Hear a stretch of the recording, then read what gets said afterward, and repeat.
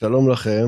אז אנחנו נעבור עכשיו על חלק שני, על רקע. מי שרוצה, בחלק הראשון הסברתי על ההיסטוריה של העיר הזאת, כמה היא הייתה משמעותית לאורך ההיסטוריה. פרק מאוד מעניין, ממליץ. זו הרקע. כאן נמצאת הרקע, כאן נמצאת חלב. והרקע, כדי להבין את הרקע, הרקע שולטת על שני הגשרים שיושבים על נהר הפרת. ובעצם כל מי שרוצה לעבור מצפון לנהר פרת, דרומה, כל מי שרוצה לעבור ממזרח סוריה למערב סוריה, צריך לעבור בערקה. לא רק שהערקה חשובה, הנה שני הגשרים, הגשר המזרחי שנקרא אל מנצור, הגשר המערבי שנקרא אל רשיד. הם אגב בתקופה של דאעש פוצצו, שוקמו מחדש. כל מי שרוצה לעבור צריך להשתמש בגשרים האלה. אבל לא רק זה, מערבית לערקה נמצא הסכר שיוצר בעצם את האגם הזה שאתם רואים פה בצד שמאל של התמונה, שנקרא אגם אסד. אז הכוחות של אל-ג'ולני כבר הגיעו לכאן. זהו סכר שמייצר חשמל, ובעצם מי ששולט על הסכר הזה שולט על החשמל שיוצא מהסכר הזה, שולט על המים שיוצאים מהסכר הזה להשקיית השדות. נקודה מאוד אסטרטגית. סכר גדול. זו הרקה, תמונה מהצפון, אתם רואים פה את הגשרים. היא עצמה כל כך עתיקה, היא מוקפת חומה, חומה עתיקה. אז בואו נראה את מהלך הקרב. פה יש עוד דוגמה על הסכר אחרי שפיצצו אותו דאעש, ופה בחגיגות של החנוכה של הסכר מחדש. בואו נסתכל על מהלך הקרב. זה חלב, פה בצד שמאל, זו הרקה.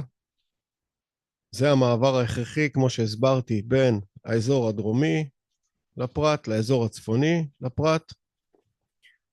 זה טבחה, הסכר, ולידו יש יישוב שנקרא טבחה. בעצם הכוחות של אל-ג'ולני נעו מחלב, אחרי שעשו טיהור בחלב, נעו מחלב מזרחה, תקפו את טבחה והשתלטו על הסכר הזה, ובעצם עכשיו רקה בחושך, אין לה חשמל. מים אני משער שעוד יש לה, אבל מים לחקלאות אין להם, הם בעצם תחת מצור, ומה שהם עשו, הם פוצצו את הגשרים האלה. הם פוצצו את הגשרים כדי למנוע מעבר צפונה, ועכשיו הכוחות של אל-ג'ולני, או מה שמוגדר הממשלה השלטת בדמשק, נעים מזרחה אל דרומית לנהר, ויש להם בעיה לחצות. כאן עומד הקרב. אם הם יחצו או שהם יטרידו, כרגע הרקה נמצאת במצור. סגרו את עצמם במצור, אין להם חשמל.